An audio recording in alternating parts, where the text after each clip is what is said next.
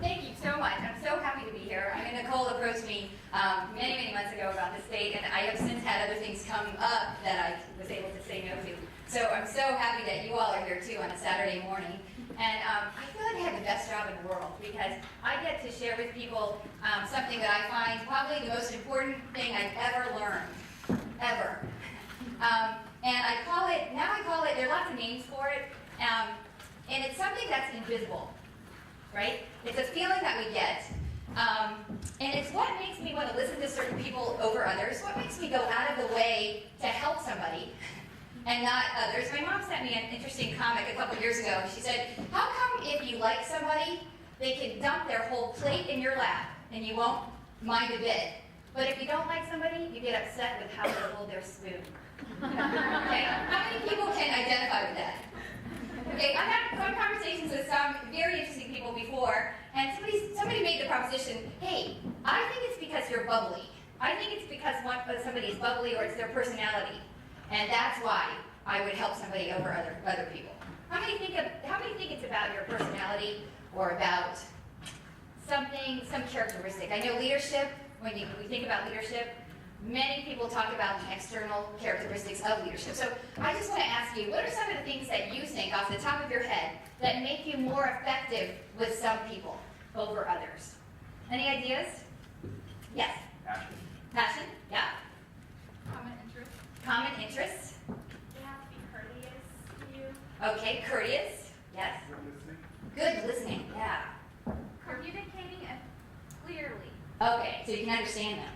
Your personal adaptability. Ah, my personal adaptability. What do you say more about that? So, in other words, when you get in a situation, if you find someone's not necessarily able to communicate as well with you, you find ways to bring things out of them, or if you find somebody who loves to dominate the conversation, you just kind of sit back and let them go. Yes. Okay. Now, what if I told you that you can pretty much have a great conversation, even with your enemy? Do you think that's possible? Yeah. And who do you think has to change in order for that to happen? Do you think your enemy has to somehow change him or herself? No. What if I gave this proposition that the success of your interactions depends 100% on you? Would you believe me? Yeah. Okay, so I would like then to kind of put that under the microscope and try to figure out what exactly is it about me that makes me more likable sometimes and less likable other times, or more. We just had a here. Let me show. Oops. Sorry, I thought this was set up here. I'm going to show you this. We just had this wonderful speech about creating an airline that people love, right?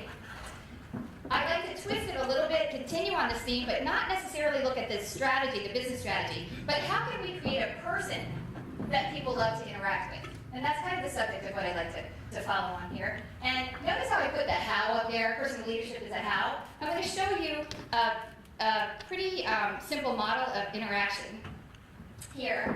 And this is something that we came up with about 20 years ago, trying to get underneath what is it that is so likable and other things are not so likable. And it turns out when we communicate with people, we can look at the content. So anything you can see or hear, and I'm going to call that the what. That includes my vision of what I'm trying to accomplish. It includes whatever I can see or hear, content. Okay, let me give you an example. So, do you have any questions? How about this? What questions do you have? Is the content pretty much the same or different? Tell us, what? Shaking your head. When you say, do you have any questions, you expect an answer of yes or no. Okay. But when you say, what questions do you have, you expect that they have questions, and you're trying to bring that out. Okay, so who changed? Speaker? Okay, what changed in me? Can you pinpoint it? Okay, my attitude, right? I could even, some people will call this, oh, you asked an open-ended question versus a closed-ended question. I could have also said, do you have any questions? Do you? How do you feel? One time I asked this question to a company, big company, and I said, what is the vision of your company? And some guy in the back stood up and said, "We don't have one, but it looks like you want one, so can you give us a couple minutes?" Okay? And so somebody mentioned, how do I get somebody to be converted from my enemy into my ally? It doesn't necessarily mean that I have to start an interaction with common interests. Okay? In fact, many times, I don't know the person that I wish to talk with or wish to get directions from, right? So I don't even know what his or her interests are. But I do have a purpose. I have a personal purpose that I am ready to receive directions of how to get here, right? The same is true with that question that I just said. What questions do you have? It actually positions me up to catch your questions.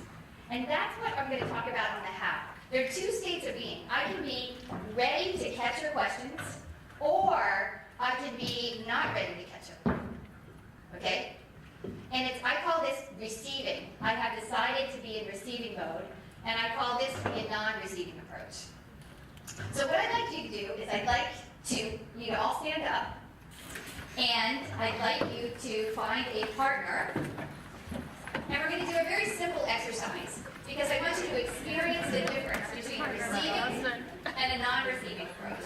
And so if you could all, if you could raise your hand if you do not have a partner, and if you could find each other so that you can remedy that, okay? And of the two people in the pair, one of you raise your hand. Just one of you, okay? I'm going to call you partner A. Those people who have their hands up? I'll be A. Okay? So there's a partner A and a partner B. Now this exercise has 3 parts, okay? The first part, partner A, you're going to extend an offer or an invitation. So let's make it a really nice kind of interaction. I want to invite you to something, right? So how about something like partner A would turn to partner B and say, "Would you like to have coffee at the break with me?" Okay? That's an invitation. Or will you join me for dinner?